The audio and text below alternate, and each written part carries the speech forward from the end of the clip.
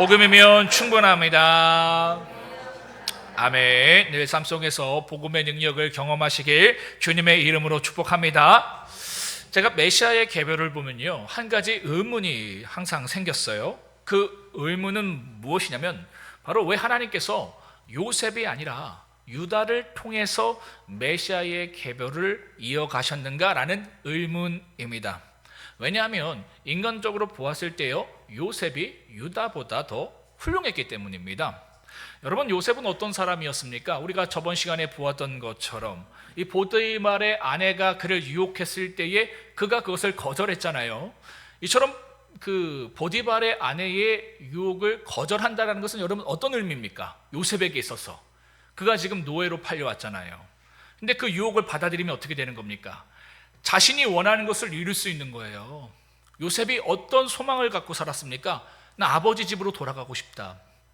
그 소망을 갖고 있었잖아요. 보디발이 누굽니까? 애굽의 군대 장관이에요. 엄청난 권력을 가지고 있는 사람이에요. 근데 집안에서 누가 더 권력이 큽니까? 아내가 크잖아요, 그죠? 그 아내의 유혹을 받아들이면 요셉은 곧바로 풀려날 수 있는 거예요. 그럼에도 불구하고 요셉은요, 하나님을 의식해서 그것을 거절합니다. 여러분 어떠세요? 누가 여러분들 100억을 준대요. 여러분들 원하는 승진해 준대요. 근데 죄를 조금 지면 된대요. 여러분 어떻게 하시겠어요?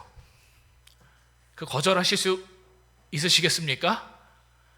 몇 명이나 될까? 쉽지 않죠. 근데 요셉은 하나님을 의식했기 때문에 그러한 결정을 했다라는 겁니다. 그만큼 훌륭한 사람이었어요. 또한 요셉은요, 억울하게 감옥에 갇혔습니다. 그런데도 하나님을 원망하거나 사람을 원망하지 않았습니다. 우리 같으면 어떻습니까? 그러한 상황 가운데에, 답답한 현실 가운데 하나님 원망하잖아요. 하나님 왜 이런 가정 주셨어요? 왜 이런 어려움 주셨어요? 우리는 쉽게 하나님을 원망합니다. 또 사람들을 탓하고요, 또 환경을 욕해요. 이게 사람이에요. 근데 요셉을 보세요. 그러한 억울함 가운데 옥에 갇혔어도요, 하나님을 원망하지 않습니다. 사람을 탓하거나 환경을 탓하지 않아요. 자신이 주어진 그 길, 그 인생, 하나님의 인도하심이 있다고 믿고요, 그 삶 가운데 치열하게 최선을 다합니다. 하나님을 예배하고 하나님께 기도했다라는 것이죠. 뿐만 아니라 요셉은요, 자신을 노예로 팔아버린 그 형들을 용서해 주었습니다. 그들을 죽일 권한이 있었거든요. 힘이 있었거든요. 그럼에도 불구하고 복수하지 않았다라는 것이죠. 여러분 주위에 이런 사람이 몇 명이나 될까요? 한번 생각해 보세요. 찾기 참 어려워요. 그만큼 여러분, 요셉은요, 훌륭한 사람이었습니다. 그러니까 예수 그리스도의 조상으로요, 손색이 없는 사람이다라는 겁니다. 야곱의 아들 중에서. 그렇죠? 반면 여러분, 유다는 어떤 사람인 줄 아십니까? 유다는요, 요셉을 노예로 파는 일을 제안했던 사람입니다. 뿐만 아니라요, 유다는요, 자신의 며느리 다말에게 악한 사람이었다라는 것이죠. 그 내용은 이렇습니다. 유다는요, 이 자신의 첫째 아들 엘을 이 다말과 결혼을 시킵니다. 그런데 엘이요, 하나님 앞에 무슨 죄를 졌나 봐요. 그래서 그로 인해서 죽게 됩니다. 그러자 유다는요, 자신의 둘째 아들 오난을 이 다말과 결혼을 시킵니다. 왜냐하면 이 당시 고대 사회에서는요, 수혼법이라고 있었대요. 이 수혼법이 뭐냐면, 만약에 형이 자녀가 없이 죽게 되면 이 동생이 형의 아내와 결혼해서 아들을 낳고요, 그 아들을 이 죽은 형의 아들로 여겨주는 법이 있었다고 합니다. 그러니까 그 대가 끊어지지 않도록 이와 같이 이런 법이 있었다라는 것이죠. 그래서 이 아브라함도 그렇게 한 거예요. 그런데 문제는 둘째 아들 오난이 이것을 거부한 겁니다. 이런 그의 모습이 하나님의 보시기에 악해서 그도 죽게 되었어요. 그래서 유다는요, 다시 자신의 셋째 아들 셀라를 이 다말과 결혼시켜 주어야 했습니다.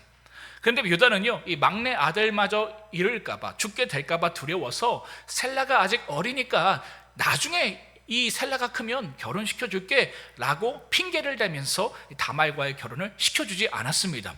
근데 이후에 셀라가 장성한 거예요. 그런데도 이 유다가 그렇게 해주지 않은 겁니다. 그래서 결국 다말은요, 매춘부처럼 자신을 꾸며서요, 시아버지 유다와 부적절한 관계를 통해서 아이를 갖게 됩니다. 그 사실을 알게 된 유다는요, 그녀를 죽이려고 했어요. 물론 이처럼 다말이 이 부적절한 방법을 통해서 아이를 갖게 된 것은 분명 잘못입니다. 그러나 여러분, 잘 생각해 보세요. 이렇게까지 상황을 만든 것은 누구입니까? 유다죠. 유다의 책임이 더 큽니다. 성경은 그걸 조명하거든요. 그럼에도 불구하고 그는요, 그것을 보지 못하고 다말을 정죄하고 죽이려고 했습니다. 이처럼 유다는요, 하나님께 선택받기에 자격이 없는 사람이었다라는 것이죠. 그러니까 여러분 같으면 누구를 쓰시겠습니까? 누구와 함께 하시겠습니까? 요셉을 쓰시겠습니까? 유다를 쓰시겠습니까? 솔직히 여러분의 회사에 요셉이 왔어요. 유다가 왔어요. 누굴 쓰시겠어요? 솔직히 우리 김순애 돈사님 원장님이신데 누구 쓰실래요? 솔직히 요셉을 쓰잖아요. 그죠? 그런데 놀랍게도 하나님께서 요셉이 아니라 유다를 사용하셨다라는 겁니다.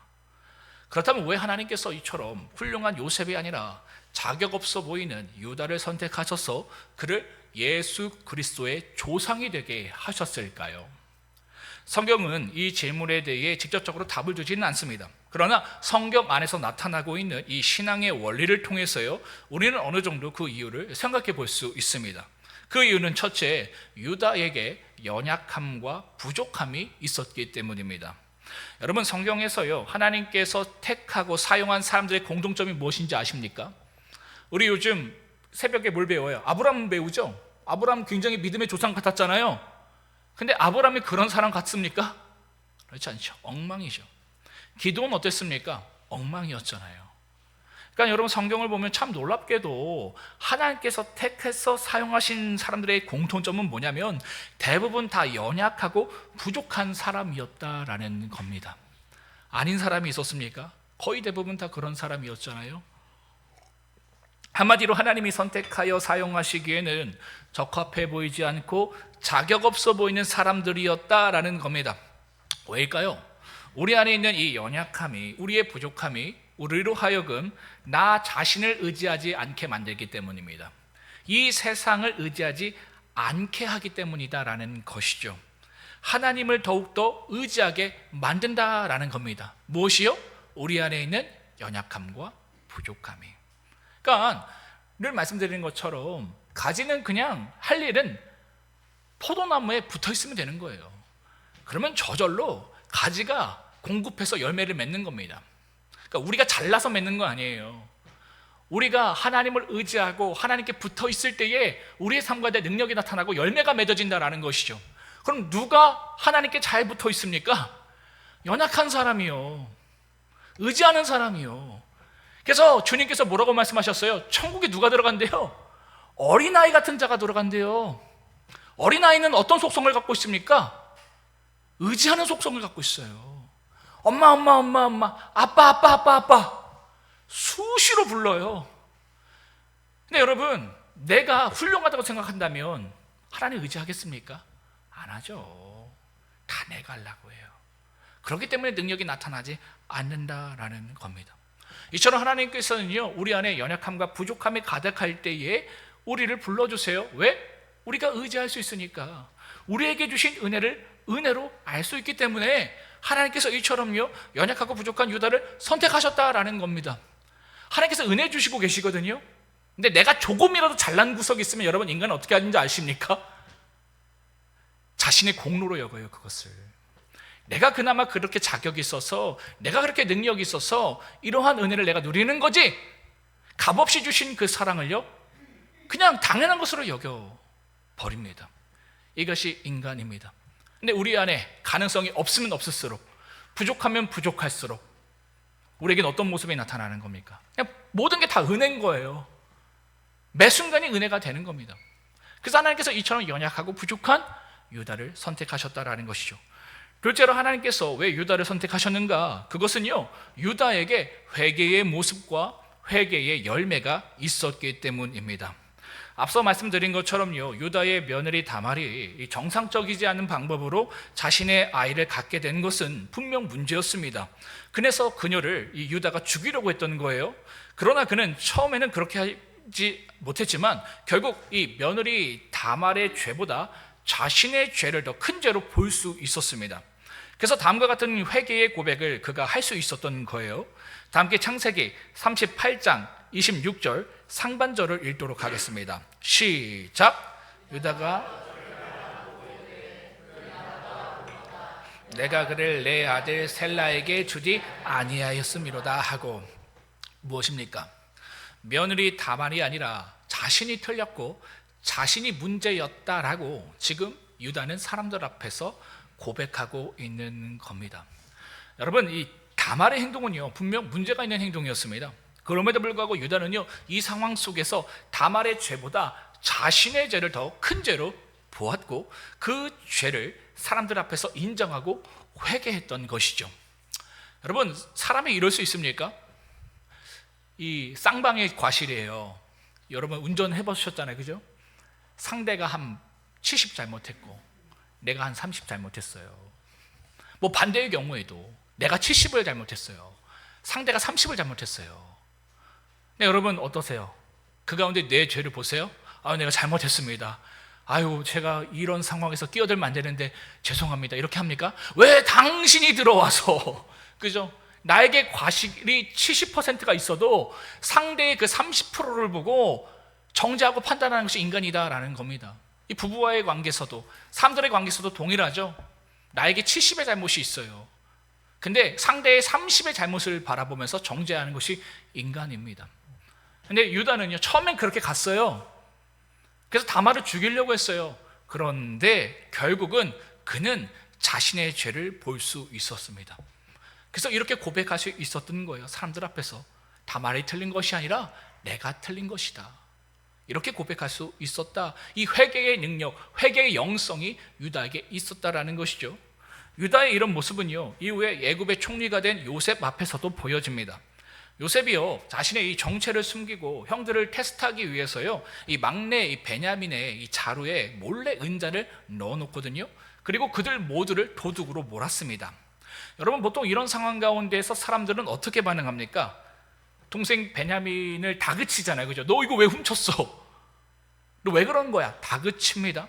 아니면 자신을 오해하는 요셉을 향해서 분노합니다. 그리고 따지죠.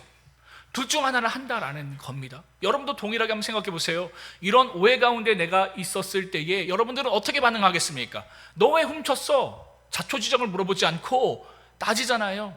그리고 자신을 오해하는 그 상대를 향해서 따지잖아요. 그런데 유다는 그렇게 하지 않았습니다. 그런 다음과 같이 반응했습니다.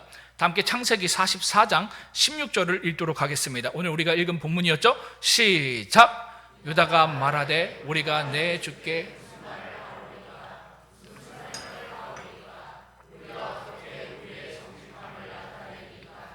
하나님의 종들의 죄악을 찾아내셨으니 우리와 이 잔이 발견된 자가 다 내 주의 노예가 되었네. 여기서 중요한 단어는 뭡니까? 하나님이 종들의 죄악을 찾아내셨으니. 그러니까 유다는요 이러한 일을 다른 누구의 잘못이나 오해로 보았던 것이 아닙니다. 자신의 죄로 보았던 거예요. 자신과 자신들의 형들이요 이전에 요셉을 죽이려고 했고 팔아버렸던 그 죄악을 하나님께서 이러한 사건을 통해서 드러내고 계신 것을 보았던 겁니다. 사실 연관성 없어 보이잖아요. 자신들이 이 요셉을 팔아버린 사건과 지금 오해받는 상황이 연결됩니까? 연결되지 않죠. 근데 유다는 이걸 볼 수 있었다니까요. 아, 이것이 지금 다른 사람의 잘못이나 오해가 아니라 나의 죄 때문에 하나님께서 이러한 사건을 지금 주고 계시는 거구나, 이것을 통해서 나의 죄를 드러내시는구나, 이것을 볼 수 있는 영적인 실력이 바로 유다에게 있었다라는 것이죠. 참 훌륭하지 않습니까? 뭐 늘 그런 건 아니겠지만 우리 가운데 어떤 문제가 주어져요. 근데 우리는 그 문제를 준 상대를 탓해요. 그죠? 그 사람을 탓하고 그 직장을 탓하고 그 나라를 탓해요. 근데 그 가운데 여러분 믿음 안에 있는 사람은요 그 속에서 나의 죄를 보려고 해요. 혹시라도 내가 그때 그 모습 하나님 앞에서 정직하지 못한 건 아니었나? 회개하지 못했는가? 이렇게 접근해요. 이게 믿음의 사람의 모습이라니까요. 근데 믿지 않는 사람의 모습은 어떻습니까? 자신의 잘못이 진짜 70, 80, 90이에요. 근데도 남 탓해요. 나라 욕하고 사람 욕하고 판단하고 원망하고 불평합니다. 이게 믿음 없는 사람의 모습이에요. 근데 그러고도 교회를 다녀요. 그러고도 하나님을 믿는데요. 삶의 내용은 그런 내용이면서 세상에서 내가 하나님을 믿는데요. 그러니까 이 신앙을 부끄럽게 만드는 거죠. 교회를 부끄럽게 만드는 겁니다. 아니요, 믿음의 사람은 그렇지 않습니다. 자기에게 1%의 죄가 있더라도, 과실이 있더라도요, 그걸 100처럼 볼 수 있는 사람이 믿음의 사람이에요. 그걸 가지고 하나님께 나가서 회개하는 사람이 바로 믿음의 사람의 모습이다라는 것이죠. 유다가 그런 사람이었습니다. 자신의 죄를 볼 수 있었고요, 자신의 죄를 인정할 수 있었던 사람입니다. 그래서 그 죄를 고백할 수 있는 사람이었다라는 겁니다. 그러니까 여러분, 신앙의 실력은 여기에 있어요. 착각하지 마세요. 내가 성경을 많이 안다, 내가 어떤 은사들을 많이 경험한다, 나에게 어떠한 열심이 있는다, 이걸 가지고 여러분들의 신앙을 규정하지 마세요. 바로 이 모습이 있어야 돼요. 회개의 영성이 있어야 돼요. 여러분 어떠십니까? 그냥 삶의 태도에서 보세요. 가정 안에서, 배우자와의 관계에서, 자녀와의 관계에서, 또 직장 안에서 상사와의 관계, 또 여러 가지 관계에서 이런 모습이 있으십니까? 이게 영적인 실력이라고요. 그러니까 이것을 하고 안 하고의 문제가 아니라 이런 모습으로 인해서 내가 고민할 줄 알아야 되는 거예요. 내가 무릎 꿇을 줄 아는 거예요. 아, 내가 이런 존재구나. 늘 하나님 앞에서 나의 죄를 보기보다, 내 눈에 들보를 보기보다 저 사람의 티끌을 보는 게 나구나. 이것 때문에 하나님 앞에 늘 절규해야 돼요. 이게 믿음의 사람의 방향성이다라는 것이죠. 그래서 그 가운데 하나님이 은혜 주시거든요. 그는 그 은혜를요, 은혜로 봐요. 내 공로가 아니라 하나님의 은혜를 바라봐요. 그러니까 하나님께서 이런 사람을 그래서 찾으신다라는 것이죠. 유다는 그런 사람이었습니다. 뿐만 아닙니다. 유다는요, 단지 자신의 죄를 인정하고 고백하는 것으로 끝나는 사람이 아니었습니다. 자신의 죄를 돌이켰고요, 자신의 죄로 인해 발생한 모든 문제에 대해서 책임을 지고자 했다라는 것이죠. 즉 유다는요, 말로만 회개하는 사람이 아니었습니다. 회개에 합당한 열매를 삶 속에서 맺기 위해서 노력했던 사람이다라는 것이죠. 여러분, 신앙생활 하면서요, 이거 조심하세요. 하나님께서 여러분들이 어떠한 죄를 줘도 용서해 주세요. 근데 용서해 주셔도 내가 삶 속에서 책임져야 할 것이 있어요. 근데 그걸 안 하는 사람들이 있어요. 그러니까 하나님 주신 은혜를 그냥 방종으로 여기는 사람이 있어요. 그리고 심지어 그것을 요구하는 사람이 있어요. 내가 대가를 지어야 되거든요. 내가 짐을 져야 되고 내가 책임을 져야 되는데 왜 용서했는데, 하나님께서도 용서했는데 나에게 그것을 요구하느냐, 그런 태도로 나가는 사람들이 있어요. 그건 아니에요, 여러분. 하나님께서 용서해 주신다니까요. 근데 나의 죄로 버려진 현실의 그 문제들, 내용들이 있거든요. 그건 내가 책임지려고 하는 거예요. 사실 내가 다 책임 못 지거든요. 근데 하나님께서는 그 태도를 보시고요, 책임져 주세요. 근데 우리는 어떻게 합니까? 아, 나 용서받았어. 그리고는 삶 속에서 나의 어떤 대가, 그 책임을 지지 않아요. 이게 문제다. 근데 유다에게는 그런 모습이 있었다라는 것이죠. 그 대표적인 모습이요, 창세기 44장 33절의 모습입니다. 함께 창세기 44장 33절을 읽도록 하겠습니다. 시작. 이제 주의 종으로 내 주의 종이 되게 하시고 그 아이는 그의 형제들과 함께 올려보내소서. 아멘. 유다는요, 은잔을 훔쳤다고 오해받고 있는 베냐민을 대신해서 자신이 대신 애굽의 종이 되겠다라고 지금 말하고 있는 겁니다. 그는 자신이 동생이 요셉을 노예로 팔았던 과거의 자신의 죄에 대한 책임을요, 하나님 앞에서 지금이라도 감당하고 싶었던 겁니다. 이러한 모습이요, 유다에게 있었기 때문에 그는 인간적으로 보기에는 연약하고 부족했음에도 불구하고 하나님의 사람으로 선택받고 하나님의 축복의 통로로 사용될 수 있다라는 겁니다. 우리가 아까 이 찬양에도 보면 연약함에 대해서 얘기했잖아요. 약한 나로 강하게, 또 약한 나를 하나님께서 쓰신다. 맞아요. 하나님께서 약한 자 쓰세요. 근데 약함만 있어서는 안 돼요. 반드시 회개의 열매가 있어야 되는 거예요. 이게 같이 있어야 하지만 하나님께서 우리를 사용하시고요, 우리의 인생 가운데 축복을 주시는 겁니다. 근데 보통 약함만 바라봐요. 책임을 지지 않으려고 해요. 그 가운데에는 늘 문제가 있다라는 것이죠. 루벤이 그랬습니다. 루벤도요, 유다처럼 부족하고 연약한 사람이었습니다. 그는요, 아버지 야곱의 첩이었던 비라와 부적절한 관계를 가진 사람이었습니다. 유다가 자신의 그 며느리 다말과 부적절한 관계를 가졌댔잖아요. 루벤도 동일해요. 아버지의 첩이었던, 야곱의 첩이었던 비라와 부적절한 관계를 가졌습니다. 유다도요, 자신의 며느리인 다말과 부적절인 관계를 가졌다고 했잖아요. 둘 다 하나님 앞에서, 사람 앞에서 내세울 만한 어떠한 삶을 살아간 사람들이 아니었습니다. 음란하고요, 부도덕한 사람이었다라는 것이죠. 그런데 참 이상한 것은요, 유다는 하나님께 메시아의 조상이 된다는 놀라운 축복을 받았지만 루벤은 하나님께 저주를 받았다라는 사실입니다. 그는 장자였음에도 불구하고요, 장자에게 주어져야 할 축복을 받지 못했습니다. 다 함께 창세기 49장 3절부터 4절을 읽도록 하겠습니다. 시작. 루벤아, 너는 내 장자요, 내 능력이요, 능력이 올 때마다만은 물의 끓음 같아 쓴즉 너는 탁월하지 못하리니 내가 아버지의 침상에 올라 더럽혔음이로다. 그가 내 침상에 올랐었도다. 여러분, 이 말씀만 보면요, 마치 루벤이 아버지 야곱의 첫 비라와 부적절한 관계를 맺었기 때문에 이러한 저주를 받은 것처럼 보입니다. 그런데 하나님께서는요, 유다도 비슷한 죄를 지었음에도 불구하고 아예 그 사건을 언급하지 않으십니다. 신기하죠? 루벤의 죄, 유다의 죄 동일한 거잖아요, 사실.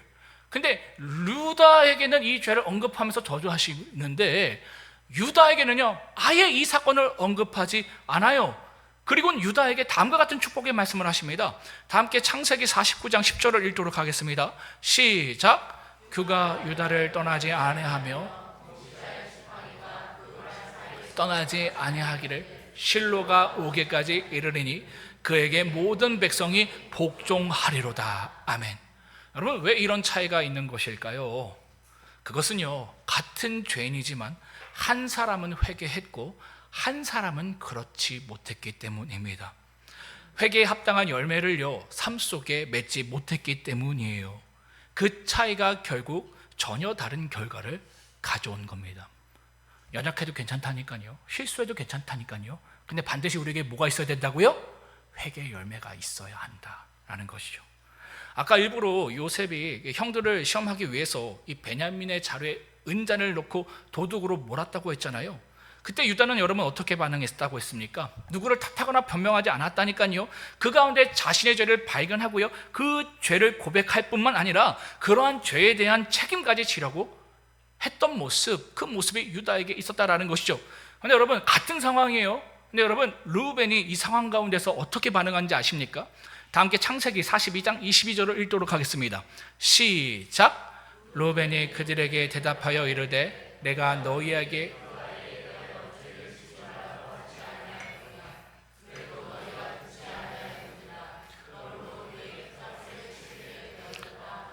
무엇입니까?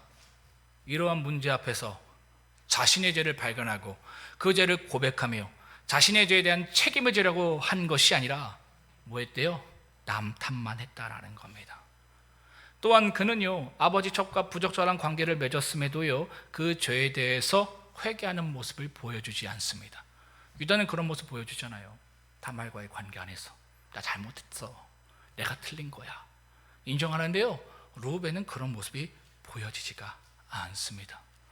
결국 이러한 그의 삶의 태도가 그가 장자임에도 불구하고 하나님께 장자로서 축복도 받지 못하고 축복된 삶을 살아가지 못하게 된 이유였다라는 것이죠. 이게 결정적인 이유였습니다. 사랑하는 성도 여러분, 오늘 말씀을 통해 우리는요, 하나님께서는 왜 요셉이 아니라 유다를 선택하셨는지를 살펴보았습니다. 유다는 결코 완벽한 사람이 아니었습니다. 연약하고요, 부족했던 사람이었습니다. 그럼에도 불구하고 하나님께서 그를 선택하신 이유가 무엇입니까? 그는요, 자신의 죄를 죄로 볼 줄 아는 사람이었습니다. 그리고 그 자신의 죄를 인정하고 회개할 줄 아는 사람이었다라는 것이죠. 여러분, 이게 너무나도 중요해요. 이 세상이 지금 악해지고 있거든요. 그래서 여러분, 이 초등학교 친구들만 보더라도 여러분 그런 문제가 나타난다고 하잖아요. 죄를 죄로 인정하지 않는데요. 집에서도 그렇게 얘기한대요. 너 잘못했다고 얘기하지 마. 이게 지금 교육이래요. 그래서 어떤 친구가 늦게 왔대요, 교실에. 그러니까 선생님이 너 왜 늦게 왔냐니까 아이가 뭐라고 대답했는 줄 아십니까? 내가 늦은 게 아니라 쟤들이 다 일찍 온 거예요. 이게 실화예요, 여러분. 그러니까 이 세대가 지금 이래요. 자신의 죄를 보지 못합니다. 인정하지 못합니다. 그 가운데 아무 능력이 없어요. 근데 유다에게는 그런 능력이 있었다. 그래서 하나님께서 그를 축복해 주셨다. 그를 사용하셨다라는 것이죠. 반면 르우벤은요, 자신의 죄를 제대로 보지 못했습니다.